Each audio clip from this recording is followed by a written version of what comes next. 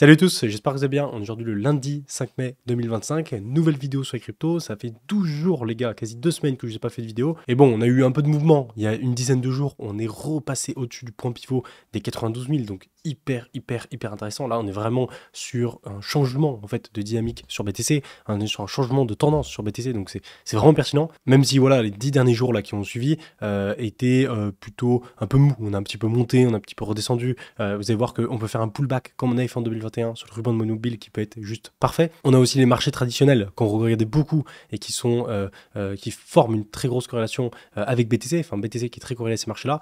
Et eux ont fait juste un V-bottom en fait, comme on a l'habitude de voir sur leur graphique, parfait aussi. Et c'est super encourageant pour la suite. Ce qui est un peu contre-intuitif, c'est qu'en fait ça arrive au mois de mai et au final on se tape un mois de voilà, janvier, février, mars, avril très compliqué, et au mois de mai ça commence à s'éclaircir, alors que d'habitude le mois de mai c'est plutôt voilà, un mois rouge où on a souvent le sell in May go west, c'est-à-dire que le marché va vendre au niveau du mois de mai pour profiter de l'été qui arrive, où en général le juin, juillet, août c'est assez calme, et ensuite pour reprendre plutôt en fin d'année. Mais là le fait de sauver un peu l'immeuble avant l'été c'est pas trop mal aussi. Personnellement je m'attends à rien d'exceptionnel pour cet été, parce qu'en général l'été bah, c'est pas là où tu vas avoir les gros mouvements sur crypto. On peut avoir quelques performances cool, comme on avait eu par exemple en été 2020, pour ceux qui s'en souviennent, quand on a vu la DeFi qui avait commencé à apparaître à l'époque. On avait eu une sorte de grosse alque season, enfin une première alque season au niveau de été 2020 qui était vraiment sympa. Mais c'est vrai que moi je pars vraiment du principe que voilà, je vais avoir des attentes, je vais avoir un regard assez important dès qu'on va arriver vers septembre. C'est-à-dire pour moi de septembre à décembre 2025, donc sur la fin d'année, c'est là où tout va se jouer. Comme on l'a vu sur chaque bull run, sur 2013, 2017, 2021, c'est tout le temps dans cette période-là, en fin d'année de l'année qui est juste après le halving, qu'on a souvent la fin du bull run, que là où tout se passe, où en général on a les que season, et qu'on a le dernier climax run du bull run qui arrive et qui fait qu'ensuite on passe au bear market. Et en plus de ça, on a pas mal de choses qui vont avec, que ce soit avec les taux d'intérêt qui devraient voilà, être plus chill par rapport à l'inflation. On devrait avoir une baisse des taux d'intérêt d'ici à la fin d'année, et avec Trump aussi, où ça fera quasiment un an qui sera élu, et donc on aura des tensions sûrement qui seront un peu moins fortes parce qu'il sera plus installé et il aura pu un peu désamorcer tout ça, que ce soit au niveau des frais de douane ou d'autres choses qu'il veut mettre en place. Donc voilà, en plus de ça, en général, les marchés traditionnels, c'est plutôt pas trop mal aussi en fin d'année, parce que c'est souvent là on se rapproche des fêtes de Noël, on a Black Friday, etc. On a pas mal de choses qui poussent à la consommation et qui font que bah, les actions en général se portent plutôt bien. Donc on peut avoir toute cette corrélation là, tout cet ensemble là de choses qui peut être super pour aller chercher voilà, un top de bull run assez haut à ce moment là. Mais du coup pour cet été, je regarde et je patiente. C'est-à-dire que si je vois que ça commence à partir et on commence à avoir des choses intéressantes, bien sûr, je vais surfer la vague, bien sûr, je vais surfer le mouvement et je ferai des vidéos, je vous en parlerai, etc. de qu'est-ce que je vais faire. Mais je me positionne pas comme si ça allait arriver. Du coup, je suis plutôt dans l'attente de voir ce qui se passe, parce qu'en fait, un mouvement comme ça qui se ramène, ça peut prendre plusieurs semaines, plusieurs mois à se mettre en place, surtout si on a l'été, où voilà, ça risque de se prolonger aussi. Malgré ça, vous allez voir que sur Twitter, là, je vais vous montrer toute une succession de graphiques, de data super bullish pour Bitcoin. Il y en a aussi quelques-unes qui sont moins bullish et qui disent quand même de faire attention. Donc voilà, on va aller voir les deux pour comparer, mais voir que ça va beaucoup plus dans le sens que voilà, on a une reprise haussière sur BTC. Après les altcoins, c'est encore autre chose. C'est-à-dire les altcoins, pour la plupart, ils sous-performent BTC, même si on a quelques trucs, même si on a quelques performances de TH qui commencent à même pas à être intéressantes, mais qui sont juste à peu près équivalentes à BTC, au lieu de se faire déchirer comme à chaque fois.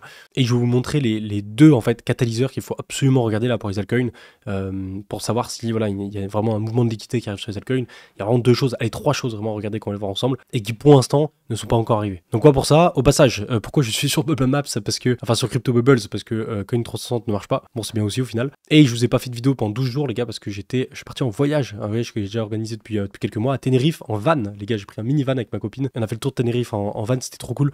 On a dormi dans le van et tout, c'était super beau. Si jamais vous voulez voyager, avoir des beaux paysages, pas besoin d'aller non plus en Asie ou en Amérique du Sud pour aller voir des trucs de fou. Déjà en Europe, par exemple sur les îles Canaries comme à Tenerife, il y a déjà des très beaux paysages. Donc bref, voilà pour tout ça, on passe directement sur Twitter.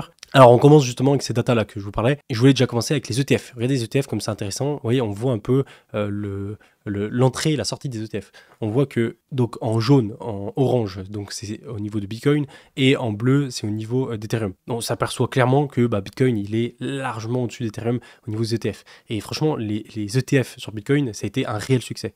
Par contre, les ETF sur Ethereum, bon, ça a plutôt été quelque chose de négatif que positif pour Ethereum. Je pense que ça a plutôt desservi que servi. On voit les volumes qui sont vraiment pas fous comparé à BTC, mais ce qui est aussi logique, mais bon, on a quand même une grosse différence. Mais bon, ce qui va nous intéresser, c'est de focus sur BTC. On voit que, vous voyez, dès novembre-décembre, on a eu vraiment un afflux de liquidité sur les ETF, sur BTC qui était assez impressionnant.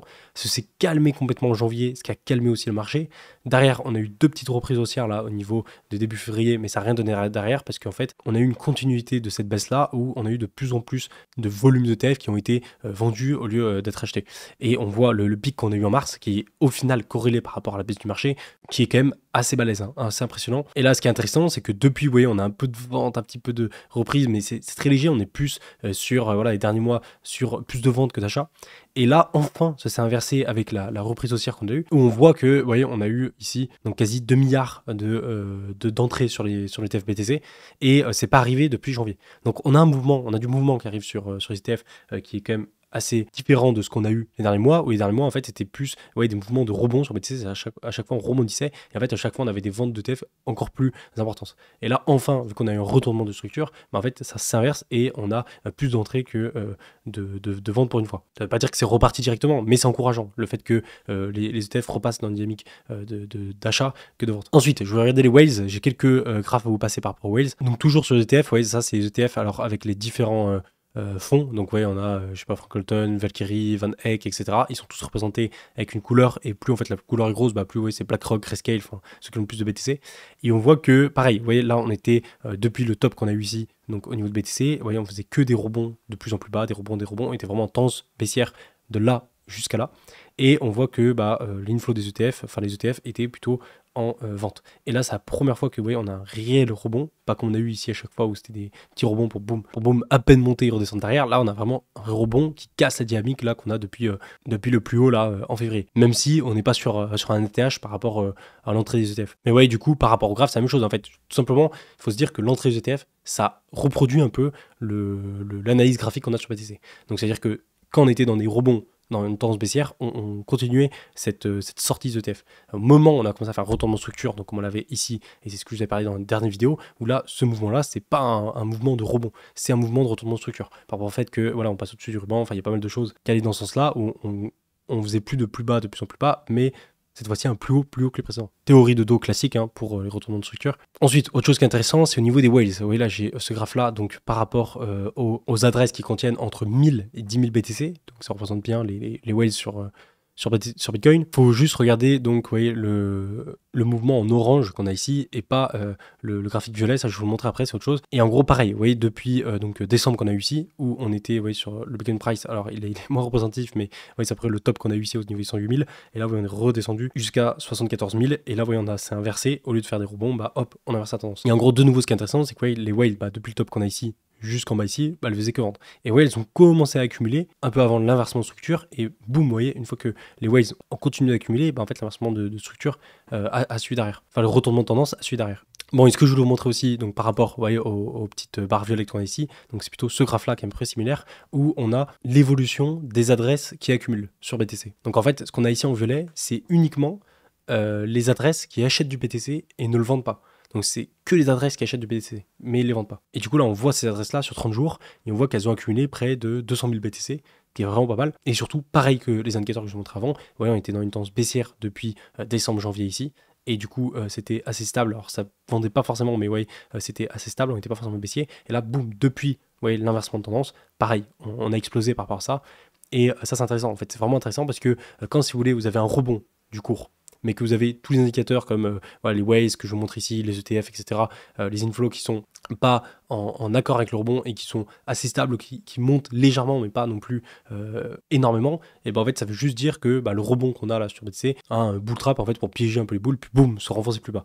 Par contre, quand on a un rebond de cette façon et que on a les Waze qui accumulent plus sur ce rebond là, les ETF qui sont en entrée plus importante, ça veut dire que le mouvement c'est pas seulement en fait un bull trap, mais c'est un mouvement qui est plus soutenu par le marché, qui est en général pour lancer une tendance haussière que de faire un simple rebond. Ensuite, on a autre chose, c'est les STH, donc c'est les short term holders, donc ça veut dire que c'est les wallets qui détiennent à court terme des BTC. Et là, attention, c'est pas juste les short-term holders, mais c'est le SOPR des short-term holders. Donc SOPR, c'est un indicateur qu'en général on met sur BTC, mais on peut le mettre aussi sur les short-term holders. Et en gros, cet indicateur-là, il marche avec une ligne donc, qui est posée ici, donc la ligne de neutralité qui est à 1. Et l'indicateur du SOPR des short-term holders va osciller autour de cette ligne de 1. Et en général, quand on est en dessous, on est dans une phase baissière sur BTC, et quand on relance une tendance haussière, en général, on va tout le temps passer au-dessus de 1, au-dessus de cette zone de moyenne qu'on a ici. Et on peut très bien le voir, à chaque fois que on relance une tendance haussière, on est dans le bleu. Par ici, quand on était en 2021, qui est similaire à ce qu'on vit actuellement, on avait bien corrigé par le bull run. Au moment où on a commencé à repartir et à relancer la tendance haussière, et en fait, on était dans l'orange, et boum, on est passé en bleu, et du coup, derrière, ça suit. Et tant qu'on n'est pas passé dans le bleu, là, par exemple, là, on avait failli passer en bleu, mais la courbe était restée en dessous, en fait, on restait dans cette dynamique baissière. On peut regarder, c'est à peu près pareil. En général, quand on sort du bear market, c'est un peu plus long, parce qu'en fait, on est dans un cours qui est bien sous-évalué par rapport à ce qui devrait être. Mais si on regarde bien, à chaque lancement de tendance haussière, on se ramène dans le bleu, et c'est toujours pareil. Par exemple, même chose ici, quand on a eu la dernière correction là, de mai 2024 à fin 2024, qui était assez longue. On était dans l'orange, on revenait un peu dans le bleu, mais en fait, le moment où on a relancé, on était dans le bleu. Mais bon, comme d'habitude, ça reste parfois imprécis. Comme on l'a ici, plusieurs fois on est dans le bleu sans relancer la tendance derrière. Et en fait, il faut plus se dire, il faut pas vraiment se dire, c'est dans le bleu, du coup ça se relance, mais plus, c'est en train de se relancer. Est-ce que cet indicateur est dans le bleu? Oui. Donc voilà, c'est pas trop mal pour relancer la tendance. S'il n'est pas dans le bleu et qu'on est en train de lancer la tendance, faut se méfier. C'est plutôt ça en fait. Faut pas l'utiliser comme affirmation pour que le cours monte, mais comme validation en fait que le cours est en train de relancer la tendance. Et là on voyait, tout le long il était en dessous du coup dans l'orange, et là depuis du coup le retournement qu'on a fait, il est passé en bleu, alors que tous les rebonds qu'on avait fait avant, en fait on restait en dessous de cette ligne là. Donc ça du coup c'est pour les short term holders SOPR, donc l'indicateur SOPR sur les short term holders. Et si on regarde uniquement les short term holders, donc sans regarder l'indicateur SOPR mais juste les short term holders, donc c'est encore plus intéressant je trouve, mais c'est cette fois-ci un petit peu différent, parce que lui, il n'est pas encore passé dans le vert ou le bleu comme on l'avait juste avant. En gros, cet indicateur, c'est un ratio entre la supply, donc entre la quantité des short-term holders en profit et en perte. Donc plus on a de short-term holders, donc plus on a de gens qui hold à court terme des BTC, qui sont en positif, et plus du coup, la courbe va monter dans le vert. Plus on a du coup ces détenteurs de BTC à court terme qui sont en négatif, et plus la courbe va être dans le rouge, tout simplement. Et actuellement, on est vraiment au break-even. C'est-à-dire qu'on a autant de holders court terme en BTC qui sont gagnants que perdants. Et super intéressant, parce qu'en général, ces points-là, c'est vraiment les points pivots en fait pour partir dans une nouvelle tendance haussière ou continuer la tendance baissière. Et de même, regardez, on peut regarder ici en 2021, quand on avait corrigé tout le long, tout le long était dans le rouge, et au moment où on était repassé en vert, boum, on relance la tendance. Et là en fait on retrouve un peu la même situation, où vous voyez actuellement on était dans le vert tout le long, là on est passé dans le rouge au niveau de janvier, donc on était carrément en tendance baissière, on allait chercher boum très bas. En général, quand vous êtes dans les beiges, donc dans ce qui est le beige ici, c'est les extrêmes. Vous voyez, quand on passe au-dessus du vert, on est souvent sur les tops. Inversement, quand on est dans le beige en dessous ici, on est souvent sur des bottoms aussi. Donc bon, on avait touché ça légèrement. Vous voyez, là on remonte, et là on est juste à côté du break-even. Et en fait, il suffit que le cours se stabilise à peu près à ce qu'il est là au niveau des 95-86 000 $. On va avoir les short-term holders qui vont passer en positif. Et ça, du coup, ça va être un bon signe pour aussi relancer une tendance haussière derrière. Même si, comme je vous l'ai expliqué avant, c'est pas parce qu'il y a ça que ça va relancer la tendance haussière. C'est plutôt la tendance haussière se lance, et voilà, on additionne cet indicateur pour voir si ou pas il coïncide avec la tendance haussière qu'on est en train de lancer. Une autre représentation qui est intéressante, alors c'est pas un indicateur, mais c'est plus une représentation des jours qu'on passe sous la TH. Donc simplement, vous pouvez le voir assez facilement avec les barres jaunes qui montrent, on tire une ligne jusqu'au moment où on dépasse l'ancien TH. Dès qu'on dépasse l'ancien TH, ça repart à zéro, le compteur, entre guillemets, des jours sous la TH. Et on voit, vous voyez, à chaque bear market, c'est toujours pareil. En fait, on tire des grandes lignes, et à chaque fois, dès qu'on arrive en bull run, hop, on recasse, et puis après, en général, ça se casse rapidement. Ce que je vais vous montrer, c'est que, là, par exemple, en 2007, on avait plusieurs fois, on cassait la TH, et en général, ça durait pas très longtemps. Ça durait peut-être 50 jours, 30 jours maximum. Quand on était ici en 2021, c'est assez intéressant ce qu'on a fait au début, et puis après, on a eu une longue période sous la TH, vous voyez, de avril-mai jusqu'à novembre 2021 ici. Et ça a duré, vous voyez, un truc comme après ici, donc c'est à peu près, je dirais 200 jours. Ce qui est pas mal du tout. Et vous voyez, on a un peu reproduit la même chose ici au niveau de 2024. On a fait un nouvel ATH et finalement on est resté 250 jours sous l'ATH, donc encore plus longtemps. Et actuellement, vous voyez, on est à 130 jours sous ATH. Et ça peut encore continuer, c'est-à-dire on peut pousser jusqu'à 150 jours, 200 jours sous ATH. Et c'est pas quelque chose de mauvais pour BTC, parce que en fait, je vois parfois passer le fait que plus on attend sous ATH, enfin plus on fait pas de plus haut, bah plus ça va être compliqué, enfin moins on va croire à que le bull run va se relancer. Et ça c'est souvent aussi un biais cognitif, c'est souvent un effet psychologique, où en fait plus tu restes longtemps sous la TH à pas te faire nouveau plus haut, bah plus tu désespères un peu parce que tu te dis ah c'est trop loin. La dernière fois que quand on était sous ATH, quand on était en ATH, c'était il y a super longtemps, c'était il y a 200 jours. Et genre ça commence à faire plusieurs mois. Et du coup, on a l'impression que c'est quelque chose de lointain qu'on va jamais revenir chercher. Alors que si l'ancien ATH qu'on allait chercher, bah, l'été il y a à peine 30 jours, il y a à peine un mois, et ben on est beaucoup plus enclin à se dire ah on peut faire un nouvel ATH. Alors qu'on le voit historiquement, bah c'est vrai qu'en 2007 on a eu plein de fois où c'était pas très long, mais ouais, par exemple en 2013 on a eu une période de voilà pratiquement 250 jours. On était en dessous de la TH pour ensuite repasser. Pareil en 2021, vous voyez, à peu près 200 jours. Donc là, le fait qu'on soit à 130 jours, on est encore dans les clous par rapport à la temporalité qu'on a, par rapport à faire un nouveau ATH. Et en fait, même si après, derrière, on déclenche un nouvel ATH, je sais pas, en septembre, octobre, novembre, décembre, bah, on va les dépasser, on va aller chercher les 200-250 jours, mais on sera toujours bon. Ensuite, tiens, l'un des seuls graphes que j'ai qui n'est pas forcément bullish pour BTC. Tous les graphes que je vous ai montrés avant, ils étaient vraiment bullish, ils allaient dans le sens d'une reprise haussière, une reprise d'un bull run sur BTC. Celui-là, c'est un peu moins le cas. En gros, il nous montre les inflows de BTC avec les inflows des stablecoins. Donc en gros, tout simplement, c'est l'offre et la demande entre BTC et les stablecoins. Donc on voit si l'offre et la demande, elle est en faveur de BTC ou en faveur des stablecoins. Si elle est en faveur de BTC, bah, c'est plutôt bullish. Si elle est en faveur des stablecoins, ça l'est un peu moins. Et actuellement, vous voyez, on est plutôt en phase de pire par rapport à cet indicateur-là, parce que la demande est encore trop faible. En fait, on a une demande des inflows de BTC qui sont trop faibles par rapport à l'inflow des stablecoins. Et si on regarde un peu, bah, c'est après le même fonctionnement à chaque fois. Vous voyez, on a une ligne ici à 0 qui a le point de neutralité, et en général, bah, quand on est en dessous, on est souvent, vous voyez, on le voit ici sur le graphique bleu, sur des grosses périodes de baisse, et on est sur le bear market, on est souvent sur les points bas. Inversement, quand on repart en dynamique haussière, on est souvent sur les zones vertes, rouges, qui sont les zones du coup en positif. Ce qui est intéressant de nouveau, pour comparer un peu avec 2021, qui est à peu près similaire à ce qu'on vit actuellement, vous voyez, on était en phase bleue ici, et ensuite, boum, on est repassé ici en inflow, donc en offre et demande positif, avec une tendance haussière qui s'est relancée derrière. Et ouais, actuellement, ce qui est moins, même si on a un gros W ici, bon, ce qui est moins intéressant, enfin ce qui est moins bullish comme indicateur, c'est que ouais, on est encore assez loin, ouais, on a bien descendu, c'est-à-dire qu'on est monté quand même très très haut, on était sur une offre et demande qui était vraiment excellente pour la tendance haussière, pour faire un plus haut sur BTC. Ce s'est complètement effondré, mais complètement effondré en décembre, janvier, et l'offre et la demande est passée en fait négatif par rapport aux inflows sur BTC et les stablecoins.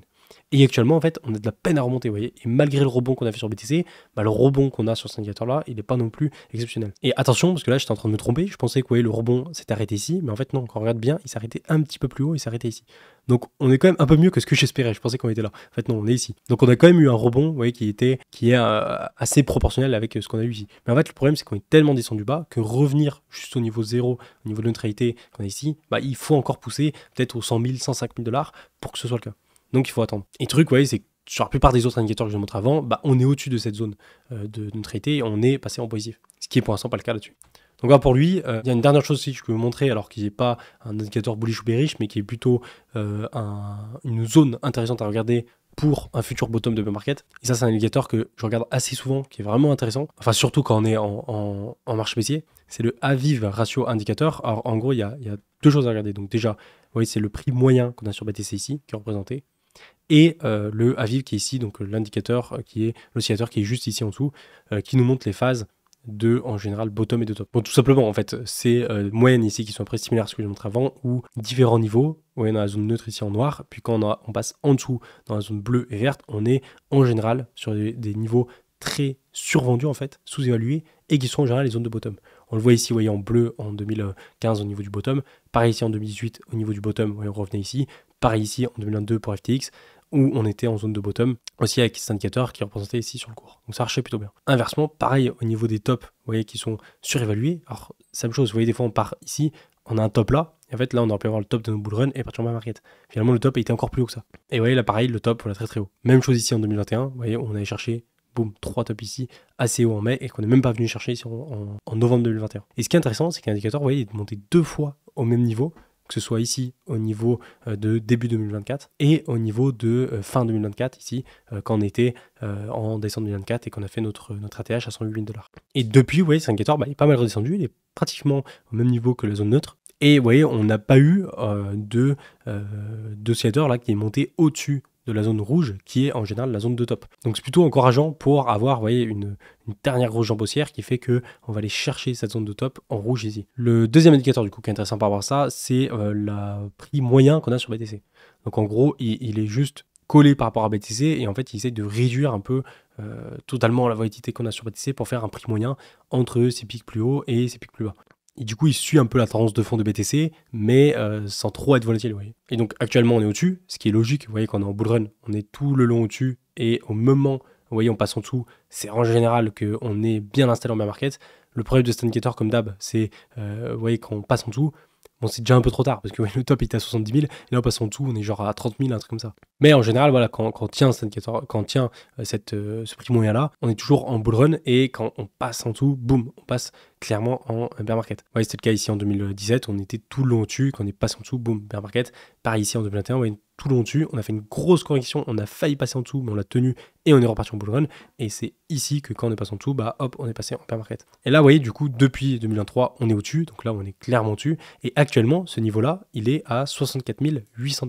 Donc on est allé chercher 74 000 au niveau de BTC, et vous voyez, on a encore un peu de marge, parce que le bottom qu'on a cherché 74 000, il était quand même à 10 000 $ au-dessus du prix moyen là sur cette moyenne là. Et du coup, ce que je voulais dire par rapport à ça, c'est que en général, vous voyez, les bottoms de marché vont se situer en dessous de ce prix moyen là. Vous voyez, on le voit ici en 2017, on est clairement en dessous. Par ici, on est clairement en dessous. Et donc en fait, on pourrait partir du principe que si notre top du bull run était ici à 108 000 $, et là du coup on fait un rebond pour boum chuter plus bas et on part en bear market, et ben on pourrait se dire que, vous voyez, si on est en dessous donc des 64 800, on pourrait avoir un bottom de market qui serait vers les 50 000, 45 000 $. Par contre, si on fait une dernière jambe haussière, comme moi personnellement je privilégie, et on va chercher, je sais pas, 120, 130, 150 000 $, et ben là le prix moyen il va légèrement monter, il devrait monter environ vers les 80 000, 90 000, et ensuite boum on corrige en bear market, et ben en fait on pourrait avoir un bottom un peu en dessous de ce prix-là, qui va baisser aussi avec le temps, et donc avoir un bottom de nouveau vers les 50, 60 000 environ dollars. Donc ça pourrait être un futur prix de bottom de bear market qui peut être assez logique. Et il y a aussi autre chose qu'on peut dire par rapport à ça, c'est les anciens TH, c'est-à-dire que, ouais, 2017 la TH c'était 20 000 $. Et le bottom qu'on a eu au cycle après, c'était pareil, environ 20 000 $, on s'arrêtait, je crois, à 15 000, 16 000 $ sur BTC. Et du coup, là, avoir l'ancien TH, vous voyez, qui est 70 000 $, on pourrait avoir un bottom de bear market qui est pris dans cette zone-là vers 60 000, 70 000 $, voire un petit peu en dessous. Enfin bref, voilà pour tout ça. Tiens, je voulais vous montrer ça aussi au niveau des altcoins. Alors les altcoins, je vous ai dit en intro qu'il y avait 3 choses vraiment à regarder. Le premier, c'est ETH. Le deuxième, c'est la Bitcoin dominance. Et la troisième, c'est la DeFi. Alors pourquoi? Parce que ETH, deuxième plus grosse crypto du marché, voilà, c'est le plus gros altcoin, c'est vraiment en général lui qui mène la danse sur les altcoins, et comme on le répète depuis des années, à chaque fois c'est toujours le même entonnoir de liquidité où ça se déverse sur Bitcoin, sur Ethereum, sur les grosses caps, sur les middle caps, sur les small caps, etc. Ça a été un peu moins le cas ce cycle-là, mais on voit clairement que voilà, quand Ethereum il fait la gueule comme actuellement, les altcoins, il n'y a rien qui se passe, quoi. Et inversement, quand Ethereum va un peu mieux, les altcoins arrivent derrière à récupérer aussi la liquidité. Donc Ethereum pour l'instant, il n'est pas très bien. Ensuite, la Bitcoin dominance est très très très haute, on ira la voir, mais elle a 65%, et ça, bon, c'est une très bonne chose parce que du coup, toute la liquidité est sur BTC, et on aura à un moment donné, comme à chaque cycle, un versement de liquidité de Bitcoin sur Ethereum, sur les autres altcoins, donc ça par contre c'est positif. Et la dernière chose du coup, c'est la DeFi, parce que la DeFi, c'est le plus gros secteur là au niveau des altcoins. Alors ça évolue pas mal, mais c'est un des plus vieux et c'est l'un des plus conséquents, en fait, ça englobe pas mal de choses. Et comme on explique ici, vous voyez, la DeFi, c'est tout simplement la colonne vertébrale de l'écosystème crypto, surtout sur les altcoins. Et donc, comment on peut calculer cette DeFi-là? C'est par rapport à la TVL et au volume d'échange. Donc, la TVL, c'est la Total Value Lock, donc c'est tout l'argent qui est bloqué dans les protocoles DeFi, et le volume, c'est simplement le volume des transactions qu'on a dans la DeFi. Et là, pareil, il faut regarder s'il y a un peu de mouvement, s'il y a quelque chose qui se passe ou pas. Et ce qui est intéressant, c'est que ce soit du côté de la TVL ou des volumes, c'est plutôt haussier, c'est plutôt pas trop mal. On le voit, regardez ici, depuis le top qu'on avait ici au niveau de fin novembre-décembre 2024, et on a Total Value Lock qui fait que des rebonds. C'est-à-dire on est que sur des rebonds qui chutent, rebonds qui chutent, rebonds qui chutent, rebonds qui chutent. Et là, vous voyez, depuis la première fois, on inverse un peu la tendance avec un plus haut ici qui arrive sur le plus haut précédent. Donc là, il faut absolument continuer pour avoir un plus haut et une tendance qui s'inverse au niveau de la Total Value Lock. Donc plus de capitaux qui se bloquent dans les protocoles, ce qui permet de garder ce mouvement de dynamisme là au niveau des altcoins, et surtout les volumes qui sont hyper importants. Ou pareil, quand vous avez des pics de volume qui reviennent, vous voyez, par exemple là, regardez, les volumes c'est très très plat. Puis dès que les pics de volume commencent à revenir, la TVL remonte, vous voyez, boum, repart en haussière. À peu près même ici, vous voyez, c'est très plat, boum, ça remonte, repart en haussière. Et là, on a après la même chose, vous voyez, où c'était vraiment descendant, quoi. Et là, c'était très plat sur les 2 derniers mois. Et là, enfin, vous voyez, regardez, boum, les volumes, ils ont explosé. et du coup on est plus dans ce genre de situation, on a beaucoup de volume 40, la TVL qui commence à remonter, ce qui est plutôt bon signe. Donc voilà, maintenant ce qui manque, c'est le versement de liquidité, comme j'expliquais, de la Bitcoin dominance sur le reste des cryptos, en dehors de Bitcoin, en particulier sur Ethereum, pour derrière en fait ça relance la machine, et là il manque juste Ethereum. Ethereum il prend la liquidité de la Bitcoin dominance et prendre l'ampleur, les altcoins derrière vont suivre. Et moi je pense que ça va arriver là pour ce bull run, enfin en tout cas c'est le pari que je fais. Derrière, est-ce que ça va arriver durant les prochains mois pour cet été? Ça, je suis un peu moins sûr. Moi, je le vois plus arriver pour la fin d'année, pour septembre, octobre, novembre, décembre 2025. Après, comme je l'ai expliqué, si jamais ça arrive là durant les prochains mois, je serai le premier à surfer la vague et à me mettre dessus aussi. Donc voilà pour tout ça. J'espère que ça ne sera plus parce qu'il y a quand même pas mal de data, pas mal de choses à dire. Bon, rapidement, je vais vous passer la macro US parce que ça a été plutôt positif aussi pour les marchés. On a eu plusieurs choses. On a eu le Money Supply M2, donc la masse monétaire US qu'on avait pas mal parlé aussi ces derniers temps. Et on voit que, vous voyez, elle continue d'augmenter progressivement depuis septembre là, 2024. Vous voyez, on fait qu'augmenter. Là, pareil, on fait des plus hauts sur les derniers mois là, de 2025, ce qui est très bien parce qu'en fait, on a plus de liquidité au niveau du marché global, au niveau de la masse monétaire globale qui arrive, ce qui est positif pour les marchés traditionnels et donc pour BTC. Ensuite, au niveau des chiffres, donc le plus important, c'était bien sûr l'inscription au chômage, donc qui ont été bons. On a eu aussi les permis de construire qui eux aussi ont été bons. Et le dernier par contre, qui a été un peu moins bon mais qui est le moins intéressant, c'est l'indice du consommateur qui lui par contre était un peu au-dessus de ce qu'on s'attendait. Donc en globalité par rapport aux chiffres qu'on a eu, c'était plutôt positif. Donc les marchés ont plutôt bien réagi à court terme, même si bon au final, c'est pas vraiment ce qu'on attend parce que ce qu'on attend, c'est surtout une baisse de l'inflation et donc aussi une baisse des taux d'intérêt. En fait, le plus important, c'est l'inflation et baisse des taux d'intérêt. Et vu que l'inflation, c'est un peu une conséquence des baisses de taux d'intérêt, c'est plutôt les baisses des taux d'intérêt qu'il faut regarder. Et là-dessus, on aura une conférence là bientôt au niveau du mois de mai qui va arriver. Bon, ensuite, rapidement, je vous avais passé un petit long, je sais pas si vous vous souvenez, dans la dernière vidéo, alors ça remonte, c'était il y a plus de 12 jours, il y a quasiment 2 semaines. Mais j'avais balancé un petit long dans la vidéo et je les cote assez rapidement. Ouais, j'étais rentré à 90 000, je suis ressorti derrière à 92 800. Donc j'ai pas prolongé mon trade, j'aurais pu jusqu'à 96 000, mais j'ai voulu le cut parce qu'après derrière je partais en vacances, je voulais pas forcément gérer ce trade là. Et surtout en fait, ces 8 000 $ qui me restaient, ça m'a permis de payer mon échéance immobilière là, qui me restait. Donc voilà, c'est plutôt cool. Ensuite, je vous ai mis, tiens, là dans la semaine, le ruban, ça on va aller voir juste après, qui est super intéressant. Vous voyez, on pourrait avoir une correction comme ça, qui peut se former, ce qu'on avait fait à peu près en 2021, qui était assez similaire. Vous voyez, on avait cassé le ruban, on était revenu pullback dessus pour ensuite repartir. Et là, on peut avoir une super rentrée de longue à ce niveau-là. Donc je vais vous montrer plus en détail tout ça sur TradingView. Justement, hop, on y est. Alors regardez en DI, super intéressant. Je crois que la vidéo que je vous ai fait la dernière fois, c'était le 22 avril. Donc c'était ici. On a eu une explosion, les gars, mais magnifique, magnifique. Là, c'est vraiment le break, on le voit clairement qu'on change de dynamique. Où en gros, là, on était vraiment sur des rebonds, hop, de plus en plus bas. Et on avait même, le truc de Trump là, on avait pété, mais derrière, ça n'avait pas du tout suivi. Ça aurait pu, mais le jour d'après, vous voyez, on en a tout revu à la baisse. Et du coup, ça c'est ultra bearish, d'avoir une énorme news qui fait réagir le cours, mais qui, boum, est tout repris à la baisse le lendemain, Donc voilà, on continue, rebond, vous voyez, de plus en plus bas. Là, c'était toujours pas le cas. Et là, enfin, vous voyez, c'est là, en fait, on avait fait un rebond comme ça, vous voyez, en dessous de celui-là, et puis hop, on replonge, on continue la tendance baissière. Mais là, c'est pas le cas. Vous voyez, on fait un break de cette structure qu'on avait ici qui change la dynamique et du coup on n'est plus dans une dynamique là qui était un peu horizontale baissière, mais on passe dans une dynamique qui est haussière. Et surtout le point mais clé, c'est le fait d'aller chercher le range ici, le point pivot, donc le bas du range de 92 000 $, s'installer au-dessus et aussi au passage, passer au-dessus du ruban de mobile. Alors je sais que le ruban de mobile, il me fait pas mal critiquer là-dessus sur Twitter en disant ouais c'est la merde, ça vaut rien, etc. Mais je vous jure les gars, franchement pour les changements de tendance, c'est hyper pertinent je trouve. À chaque fois, moi je trouve que ça marche plutôt bien. Et sur les retournements de tendance, sur les changements de tendance, il est vraiment pertinent, je trouve. Et là, de nouveau, vous voyez, tout le long, regardez, on s'est rejeté, ça passe pas. Chaque fois, ça passe pas. Et en fait, au moment où on le casse ici, vous voyez, on est au courant sur cette bougie-là qu'on a un retournement de tendance. Et c'est d'ailleurs ce que je vous ai expliqué dans la vidéo du 22 ici, qu'on était sur un retournement de tendance alors qu'on n'avait pas encore réintégré ce niveau-là, qu'on était passé au-dessus du ruban. Et c'est vrai que le fait qu'on vienne ici, ça certifie qu'on a un changement de tendance et qu'on n'est plus dans cette tendance baissière. Mais le ruban nous a permis de le savoir bien plus tôt. Donc c'est super intéressant. Bon, et du coup, on revient sur ce support là historique qu'on a ici, on le réintègre, c'est parfait. Là en plus, vous voyez, on vient se poser tranquillement pour former une sorte de pullback. Ce qui est intéressant par rapport à ça, c'est que le ruban, vous voyez, du coup, il a bien remonté depuis. Il est actuellement entre 89 et 92. Et en fait, ce qui est très probable de faire, donc ce que je vous ai mis en tweet la dernière fois, c'est de venir corriger et de venir ici. Parce qu'en fait, il y a pas mal de monde qui allait se positionner ici en mettant le stop loss juste en dessous, en se disant, vas-y, ça va revenir sur le support pour ensuite remonter. Et en fait, ça aurait été intéressant pour le cours de venir chercher le stop loss ici pour ensuite remonter et aller chercher le ruban. Mais au final, vu que ça n'a pas été le cas, et oui, on est venu légèrement dessus pour ensuite faire un autre plus haut, et en fait, le ruban, il a continué à monter. Et du coup, actuellement, le ruban, il est à ce niveau-là. Et donc, en fait, rentrer à ce niveau-là, ça peut être quelque chose d'intéressant. Et c'est ce que je pense que je vais faire. Pour l'instant, moi, depuis le trade que je vous ici, là, toute cette période-là, sur les 12 derniers jours, j'ai pris aucune position. Juste, je suis dans l'attente du retour sur voilà, le ruban. Le top, ce serait de revenir un peu plus bas, d'aller chercher le point du ruban ici pour me positionner en longue avec un stop loss un petit peu en dessous, là, en dessous des 87 000 et voilà, jouer le prochain mouvement haussier pour éventuellement revenir en haut du range vers les 106 000. Voilà, c'est vraiment ça mon prochaine position, prochain trade que j'aimerais faire. Et c'est vrai que c'est vraiment similaire à ce qu'on a eu en 2021. Je vous l'avais déjà montré, mais c'est à peu près pareil. Vous voyez, en 2021, on était en bull run, hop, grosse tendance baissière pendant le bull run, avant de faire le dernier plus haut qu'on avait ici en 2021, en novembre 2021.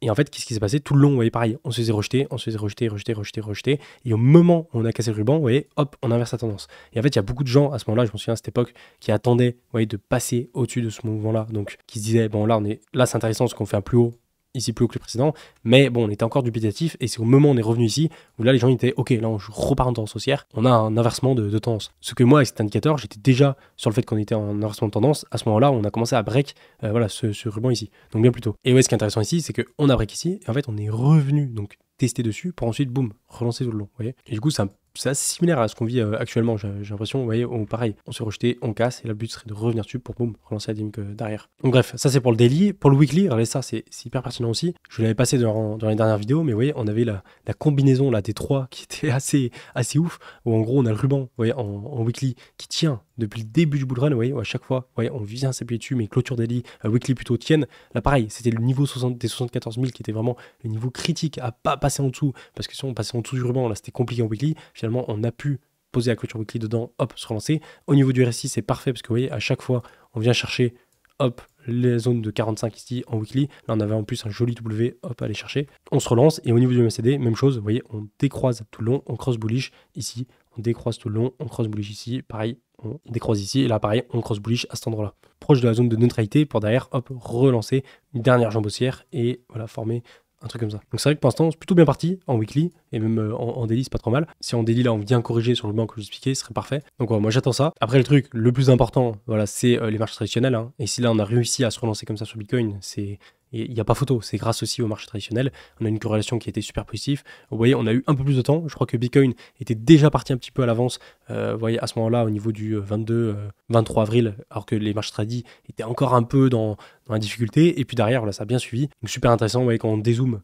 en weekly sur S&P, c'est parfait. C'est-à-dire que tout le long, là, sur S&P, depuis des années, ce qu'on fait, c'est des corrections où on vient chuter très fort et boum, V-bottom. On va chuter très fort, V-bottom, etc.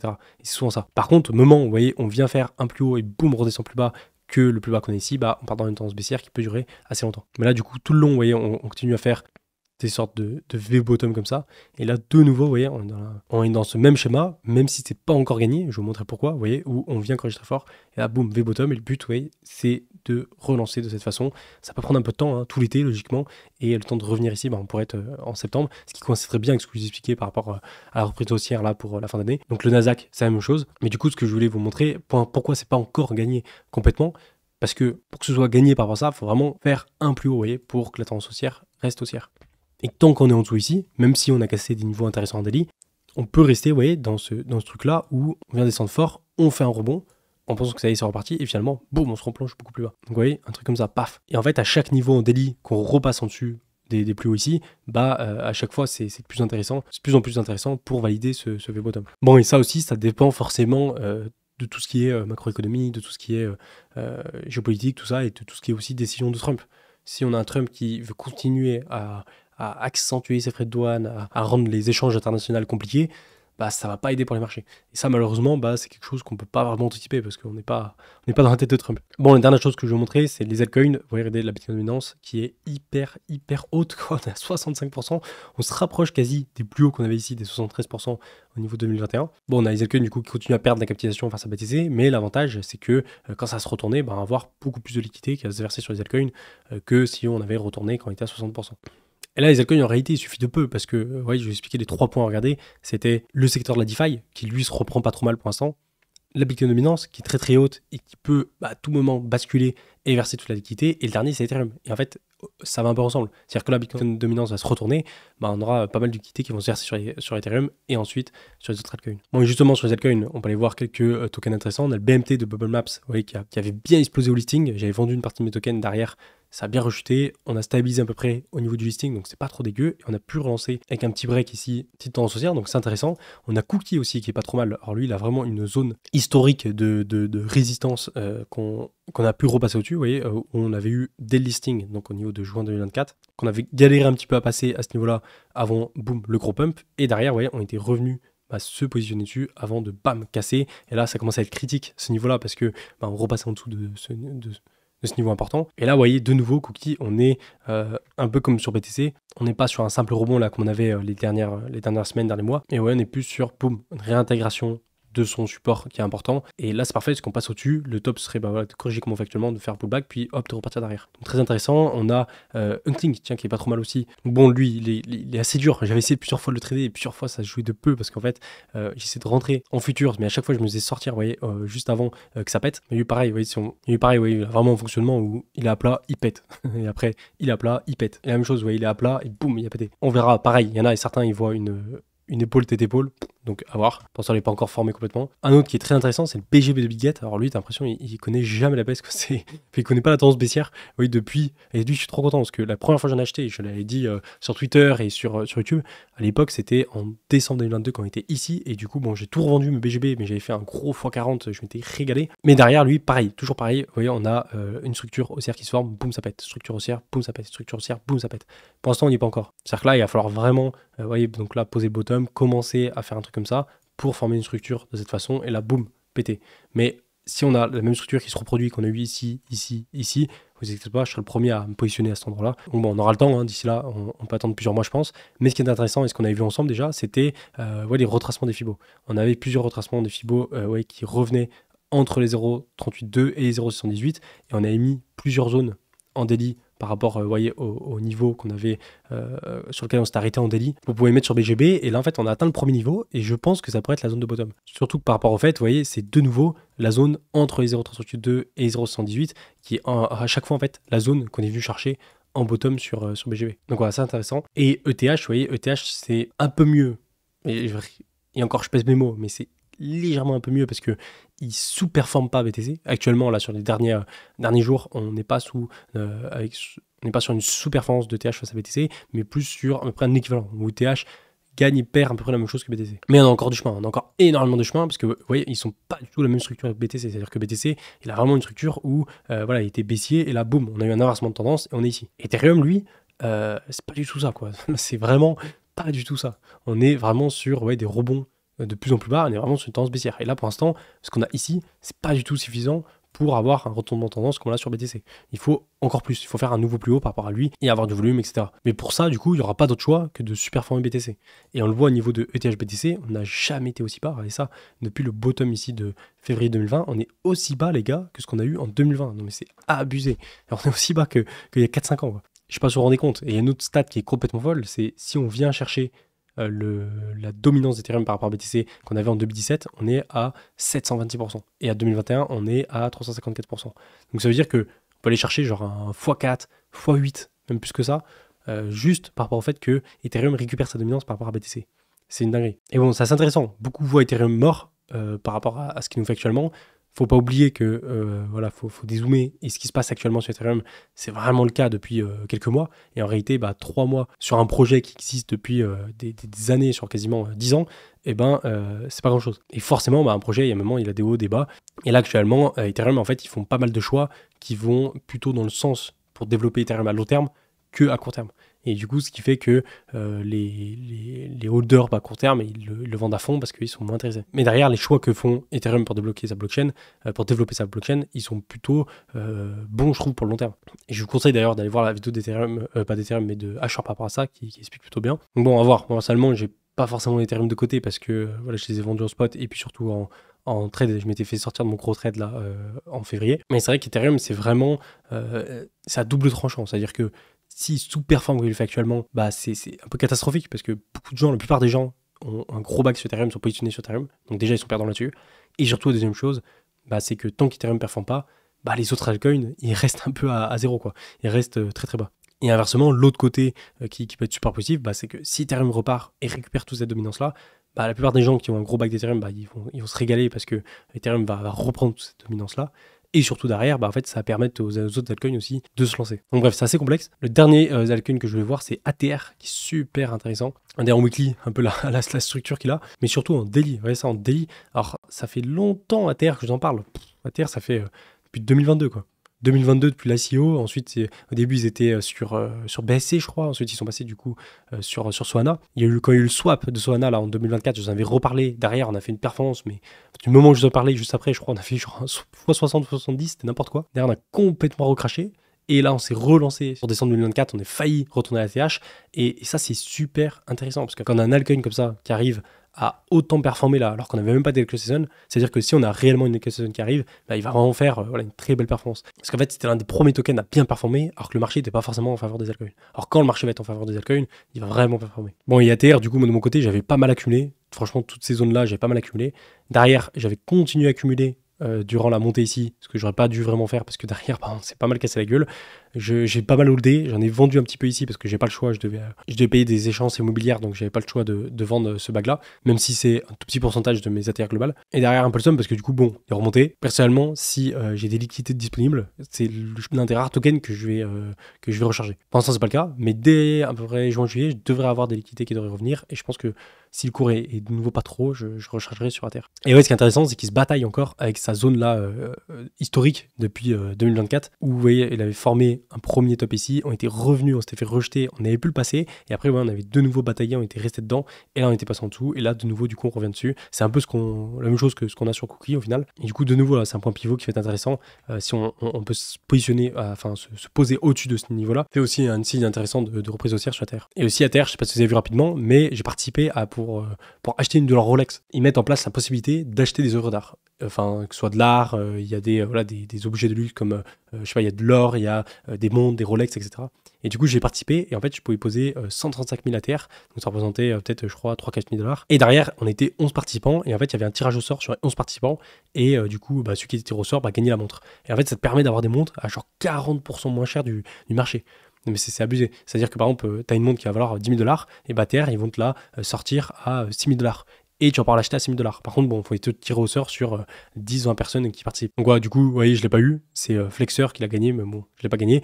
Mais je sais qu'il y en a d'autres qui arrivent. Je vous en reparlerai, mais vous voyez, il y a le Rolex ici, GMT Master à 10 000 $, donc 528 000 ATR, qui va être lancé dans 14 jours. Et il y a surtout celle-là que moi je veux trop, c'est Audemars Piguet, 12 000 $, donc 600 000 ATR. Et ouais, pareil, ça, c'est ce genre de montre. Je crois que c'est aux alentours des 30 000 $. Donc c'est super intéressant de l'acquérir pour 12 000 $. Alors j'ai regardé ATR, j'ai trouvé le tweet d'ATR par rapport à la nouvelle montre qu'ils ont mis en place et ils ont mis un peu le prix de la montre qu'ils ont ici et il a à peu près 20 000 $. Donc ils la font à 12 000 au lieu de 20 000. Donc t'as un bon 40% de réduction, ça régale. Et c'est une montre qui en 2021 était montée quand même à 30 000 $. Donc c'est cool. Encore pour tout ça, tiens, un autre projet aussi rapidement, c'est Zero G Labs. Ils ont annoncé leur V3 testnet. Franchement, lui, à surveiller. Mais à surveiller, c'est l'un des seuls. J'ai encore pas mal de private sales qui sont en cours sur lesquels j'attends qu'elles sortent. Mais alors, Zero G Labs, c'est là où j'ai le plus d'attentes. Je suis vraiment en mode, putain, j'espère que ça va marcher. Parce que si eux, ils marchent pas, je vois pas quel projet pourra marcher. Leur testnet là qui a été lancé, ils ont fait 2,5 millions de wallets différents, 350 millions de TX et 530 000 smart contracts, c'est colossal, hein. Ils arrivent à faire des stats quasi mieux que ce qu'on a sur Ethereum, et du coup leur tweet a vraiment pété, quoi, 20 000 likes, 20 000 RT, 600 000 vues. Donc je tiendrai au courant, je sais pas quand le token va encore sortir, normalement je crois que c'est prévu pour cet été. Moi personnellement j'aimerais bien qu'il le sorte fin d'année, mais bon, on verra comment ça se passe. Allez, je finis cette grosse vidéo avec le commentaire du jour de Nicky Pictures qui dit: salut Mathéo, j'ai appris que le père d'un pro crypto à Malte a été enlevé et torturé, j'espère que ta famille et toi va bien. Ça me révolte, fais attention à toi, situation Nico. C'est Nico, merci pour ton commentaire. Et ouais, effectivement, j'ai vu ça là récemment, il y a pas mal de gens qui m'ont envoyé des messages pour me dire putain, j'espère que c'est pas toi, etc. J'espère que ça va. Alors c'est intéressant parce que j'ai l'impression que ça suit l'évolution un peu du cours des cryptos. C'est-à-dire que les cryptos, elles ont explosé en décembre, janvier, là, novembre-décembre 2024. Et on a eu à ce moment-là, mais abusé de problèmes par rapport à ça, de kidnapping, de la famille ou de gens de la cryptosphère. On en a eu peut-être 5-6 qui sont faits en l'espace de 1 ou 2 mois. Et après, avec la chute des cryptos, là, ça s'est ultra calmé. On a eu beaucoup moins de problèmes avec ça. On a eu un nouveau, donc je sais pas qui c'est personnellement, mais c'est du coup, je crois, le père de quelqu'un qui a une entreprise crypto à Malte. Et du coup, c'est fait en France vers Paris. Et ils l'ont gardé, je crois, un truc comme 4 jours, c'est fou. En lui coupant un doigt. Et derrière, en fait, comme à chaque fois, la BRI, tout ça, qui ont pu retrouver donc les malfaiteurs qui faisaient ça. Et du coup, derrière, les choper, je sais pas ce qu'ils vont avoir comme procès derrière, mais ils vont prendre assez cher. Et c'est vrai que ça fait flipper, surtout moi, dans la position que je suis. Parce que même les gens qui ont des cryptos, ça fait flipper, mais quelqu'un qui est dans les cryptos et qui est en plus sur les réseaux connus, c'est encore pire parce qu'en fait, t'es une cible un peu publique. Mais bon, comme je l'ai déjà expliqué là depuis 3-4 mois, j'ai mis pas mal de choses en place pour contrer ça.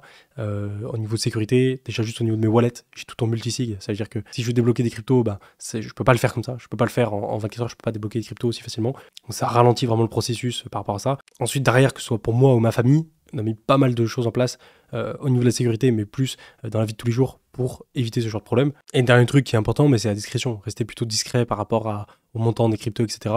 En plus de ça, moi j'ai eu de la malchance, de la chance dans mon malchance où j'ai un capital crypto qui était quand même assez conséquent en fin d'année 2024, mais qui est bien redescendu depuis pour plusieurs raisons, parce que déjà je suis pas mal positionné sur les altcoins, sur Credit, etc. Donc j'ai pas mal d'argent qui est bloqué, que je peux pas débloquer. Et surtout, j'ai pris une belle claque parce que les altcoins ont pas mal corrigé et j'étais pas mal positionné sur les altcoins. Donc forcément, mon capital a bien redescendu. Et surtout, une bonne partie de mon capital que j'avais et que j'ai sorti des cryptos, je l'ai mis dans l'immobilier. Donc finalement, je suis pas une cible hyper intéressante en termes de montant. Même si derrière, je me dis des fois, je pense qu'ils font leur recherche quand même les gars, et je pense pas qu'ils vont aller braquer quelqu'un qui a pas énormément de crypto, qui a pas assez de crypto intéressante en termes de montant pour que ça vaille le coup qu'il fasse ça. Mais bon, moi, ce qui me rend fou par rapport à ça, c'est comment c'est possible que ce soit en France, quoi. Genre, vraiment, ça me sidère. En France, on m'a toujours rabâché que la France, c'était vraiment un pays safe, sécurité, etc. Depuis que je suis petit, mais c'est... Bon, aujourd'hui, ça s'inverse totalement. C'est-à-dire que tu demandes à un Français moyen est-ce que c'est safe en France. Bon, après, tout est relatif. C'est-à-dire que tu vas au Mexique, tu vas au Salvador, c'est plus le cas, mais tu vas en Honduras, tu vas dans des pays d'Amérique latine, c'est pas la même chose. Mais tu as quand même un niveau d'insécurité qui est en France qui est bien différent de ce qu'on avait il y a 20-30 ans. Et le problème de ça, c'est qu'on voit la croissance que c'est par rapport à cette insécurité-là. Et en fait, si ça continue et on fait rien, ça continue comme ça pendant encore des dizaines d'années jusqu'à ce que ce soit plus viable. Et le fait que là, on a eu plusieurs kidnappings comme ça qui sont faits avec la séquestration de la torture derrière et que ce soit recommencé, en fait, ce soit refait, c'est que les sanctions, elles sont pas assez lourdes. En fait, les sanctions, elles sont pas assez lourdes en France pour que ça dissuade les gens de le faire ça. Donc bref, voilà pour ça. J'espère que la vidéo vous aura plu parce que c'était une grosse vidéo. J'ai passé pas mal de temps à bien vous expliquer les graphes, les datas là qu'on a par rapport à BTC. J'espère que ça vous aura aidé pour la suite. J'essaie d'être un peu plus régulier là au niveau des vidéos pour mai, juin, pour cet été. On va surveiller de près, comme je vous expliquais, si le mouvement repart pour cet été, on va essayer de le surfer à fond. Et sinon, on restera calme et patient pour la fin d'année. Comme d'habitude, vous pouvez passer en description, vous avez pour Swissborg, niveau d'investissement, et Bluefin, Femex, ou même Zoomex si vous voulez tester le trading. Je vous laisse là-dessus pour aujourd'hui, moi je vous dis à plus. Ciao.